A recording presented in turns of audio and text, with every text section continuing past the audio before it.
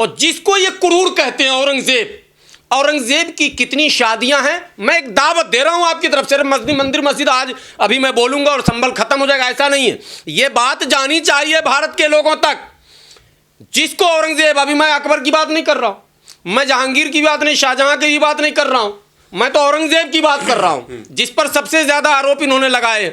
उस औरंगजेब की कितनी शादी थी, कौन कौन पत्नी थी, औरंगजेब बेटा किसका था, यह बड़ा सवाल मैं कर रहा हूं।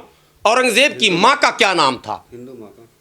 फिर बेटा तुम्हारा मेरे देश को बर्बाद किया और तुम हमको सुना रहे हो कहां राम कथा। औरंगजेब से या मुगल के किसी से भी हमारा क्या रिश्ता भाई। आक्रमणकारी तुम, आक्रमणकारी वो, तुम्हारा दोनों का पारिवारिक भी संबंध है, प्रशासनिक भी संबंध है, और एक नहीं हजारों नाम है, हमारा कोई संबंध नहीं। तुम ड्रामा करते हो इस मुल्क में। मूल निवासी जब जागा, माता सावित्री बाई फूले के जमाने में शिक्षा की बात हुई तो हम रोकने गए थे, यही लोग रोक रहे थे। हिंदू एकता यात्रा बाबा बागेश्वर जी, वर्ण व्यवस्था आपके यहाँ किसी मुगल ने नहीं थोपा, किसी अंग्रेज ने नहीं थोपा, किसी विदेशी ने नहीं थोपा। आप 5000 साल पहले वर्ण व्यवस्था लेकर आए, आपने ही अपनी किताबों में लिखा है, तू पैर से पैदा हुआ, तू पेट से पैदा हुआ, तू पीठ से पैदा हुआ, तू सर से पैदा हुआ। हमने नहीं लिखा। दलितों के रिजर्वेशन की बात क्यों नहीं करते? 15% सारे विभागों में हो गए क्या, क्यों नहीं बोलते? 7.5% आदिवासियों को सब जगह मिल गया, क्यों नहीं बोलते? आदिवासियों के जल जंगल जमीन को लूटा जा रहा है, क्यों नहीं बोलते? पिछड़ों को 27% मिल गया क्या, क्यों नहीं बोलते? जातिगत जनगणना कराने से क्यों भागते हो, क्यों डरते हो? इसलिए डरते हो तो जातिगत जनगणना रोकने के लिए इनको मस्जिद चाहिए था। लेकिन सवाल जो आपने किया ना, बड़ा गंभीर सवाल है। आपको सपने में आया था क्या कि बाबर जो है वो संभल आया था और उसने एक मंदिर को तोड़ के विशाल मस्जिद बना दी थी? ये सब मैंने वैसा बकवास है जैसे राष्ट्रवाद का नारा देकर हिंदुओं को एक करने की बात की जा रही है, ये भी बकवास है। आप लाख राष्ट्रवाद की बात करो, इतिहास को मिटा तो सकते नहीं। 5000 साल पहले इस देश में आर्यंस आए, ये किसी मुस्लिम इतिहासकार ने नहीं बताया, किसी दलित इतिहासकार ने भी नहीं बताया, किसी वामपंथी इतिहासकार ने भी नहीं बताया, और किसी क्रिश्चियन माने इतिहासकार ने भी नहीं बताई। बोला किसने? छाती ठोक कर वोल्गा से गंगा तक किताब लिखी। बाल गंगाधर तिलक, आप लाल किला घूमने जाओगे या भारत के इस स्वतंत्रता के इतिहास को पढ़ोगे तो लाल बाल पाल आपने पढ़ा होगा अगर आप लोगों ने। भारत के सपूतों में उनकी गिनती होती है, और पक्के ब्राह्मण और पंडित, जो नाम के आगे ठोक के पंडित लिखते हैं उसका भी नाम बताता हूं। पंडित राहुल महापंडित, पंडित मैं बोल रहा हूं, सॉरी, महापंडित राहुल सांकृताइन, उसकी किताब में है the Arctic home in the Vedas books हैं, उसमें वो एक्सेप्ट कर रहे हैं, स्वीकार कर रहे हैं कि 5000 साल मात्र हुए हमें भारत में आक्रमण करके। मैं आया, यहाँ के मूल निवासियों को तहस नहस बर्बाद कर दिया हूँ, मैं आया हूँ। मैं नहीं कह रहा हूँ, वो कह रहे हैं महापंडित राहुल सांकृताइन।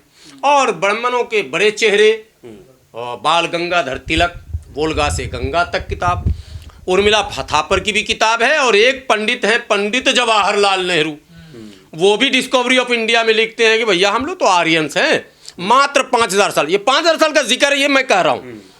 और आप हमको कहते हो कि तुम तो 1400 साल से, अबे 1400 साल पहले इस्लाम आया, 1500 साल।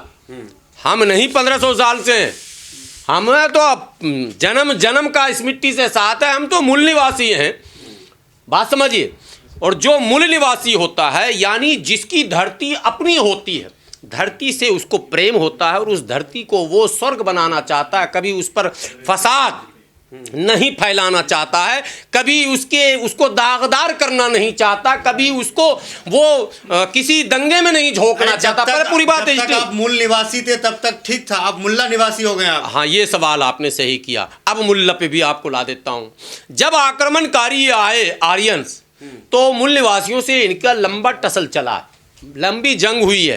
अब मैं उधर नहीं अभी जाऊंगा कि कहाँ कहाँ जंगें हुई हैं, बहुत हिस्ट्री है, वो दलित हिस्टोरियन इस पर अपनी बात करते रहते हैं। मैं एक बात जरूर कहूंगा कि जब ये परास्त होने के कगार पर आए तो इन्होंने फिर मंगोल की नस्ल से फिर बुलवाया बाबर को महाराणा सांगा ने बाबर को बुलाया भैया, गुलाम सरवर के दादा परदादा ने नहीं बुलाया। और जब बाबर आया तो उस बाबर से कोई भी सो कॉल्ड राष्ट्रवादी का चच्चा और बाप नहीं लड़ा था। बता दे रहा हूं, जो अभी सो कॉल्ड राष्ट्रवादी घूम रहे हैं, हिंदुओं एक हो जाओ, मुल्ले को पाकिस्तान भेजाओ, मैं उनकी बात कर रहा हूं। उनके दादा परदादा ने लड़ाई नहीं लड़ी, पानीपत की लड़ाई इब्राहिम लोदी ने लड़ी वो लड़ाई। मतलब बाबर को भी टक्कर हमने ही दिया था। और फिर जब टक्कर दिया और हम परास्त हो गए और बाबर जीत गया, तो बाबर का महिमा मंडन हमने नहीं किया। ये बाबरनामा सुना रहे हैं हमको, ये बाबरनामा किसने लिखी वो सुना रहे हैं हमको। और भारत का इतिहास नहीं बता रहे हैं कि मुगल के बाबर से लेकर और आखिरी बहादुर शाह जफर उम्रे दराज मांग के लाए थे 4 दिन, बहादुर शाह जफर जो जाके रंगून में मरे, वहां तक की पूरी हिस्ट्री एक एक की। और जिसको ये क्रूर कहते हैं औरंगजेब, औरंगजेब की कितनी शादियां हैं, मैं एक दावत दे रहा हूं आपकी तरफ से। मंदिर मस्जिद आज अभी मैं बोलूंगा और संभल खत्म हो जाएगा, ऐसा नहीं है। ये बात जानी चाहिए भारत के लोगों तक। जिसको औरंगजेब, अभी मैं अकबर की बात नहीं कर रहा हूं, मैं जहांगीर की बात नहीं, शाहजहां की बात नहीं कर रहा हूं, मैं तो औरंगजेब की बात कर रहा हूं, जिस पर सबसे ज्यादा आरोप इन्होंने लगाए। उस औरंगजेब की कितनी शादी थी, कौन कौन पत्नी थी, औरंगजेब बेटा किसका था, यह बड़ा सवाल मैं कर रहा हूं। औरंगजेब की मां का क्या नाम था, हिंदू माँ का। फिर बेटा तुम्हारा मेरे देश को बर्बाद किया और तुम हमको सुना रहे हो कहां राम कथा। औरंगजेब से या मुगल के किसी से भी हमारा क्या रिश्ता भाई। आक्रमणकारी तुम, आक्रमणकारी वो। तुम्हारा दोनों का पारिवारिक भी संबंध है, प्रशासनिक भी संबंध है, और एक नहीं हजारों नाम है, हमारा कोई संबंध नहीं। तुम ड्रामा करते हो इस मुल्क में। मूल निवासी जब जागा, माता सावित्री बाई फूले के ज़माने में शिक्षा की बात हुई तो हम रोकने गए थे, यही लोग रोक रहे थे। बाबा साहब को लड़ाई जो लड़नी पड़ी, ये एक किताब का हवाला देते हैं, वो मंडल भी है, कमंडल, वो ट्विटर पर बहुत रहता है, ठीक है, मछली वाला, अब जो भी है, अब उतना भी नहीं है, वो कहता है प्रोफेसर हैं कि पता नहीं क्या है, हमको नहीं समझ में आ रहा प्रोफेसर है क्या है। मतलब हद की भी हद होती है यार। जो इतिहास एक किताब रट लिए, और जो गवर्नमेंट ने किताब लिखी, बाबा साहब अंबेडकर राइटिंग एंड स्पीचेस, जो गवर्नमेंट सरकार भारत की लिखी है, उसमें जो लिखा उसका वो हवाला ही नहीं देता। बहरहाल मैं एक बात बहुत करीने का रखना चाहता हूं, वो ये कि आप हिस्ट्री में जाइए स्वतंत्र भारत की, स्वतंत्र भारत की। बाबरी मस्जिद में, स्वतंत्रता से थोड़ा सा पहले ले जाऊं आपको, बाबरी मस्जिद में पहला हमला कब हुआ, उसकी दीवार पर कब हमला हुआ, 1934 में। क्यों हुआ, जरा सा हिस्ट्री उलट के देखिए। 1917 के बाद धीरे धीरे जैसे जैसे अधिकार की बात सामने आने लगी, और जब साइमन कमीशन की बात आई, अंग्रेज जब इंसाफ करने लग गया, जिस अंग्रेज को कुरूर कह के मार के भगाए हो, भारत के दलितों के साथ और आदिवासियों के साथ उसने बहुत न्याय किया। मगर बदनसीबी ये थी कि दलित आदिवासी मारा, बहुत मारा अंग्रेज को, जाके इंडिया गेट पे देख लीजिएगा। जिसके शिक्षा की बात किया था उसने, जिसके स्वास्थ्य की बात किया था उसने, वह बिरसा मुंडा ने भी तीर कम नहीं चलाया भगाने के लिए अंग्रेजों को। लेकिन जो सच है वो तो सच है।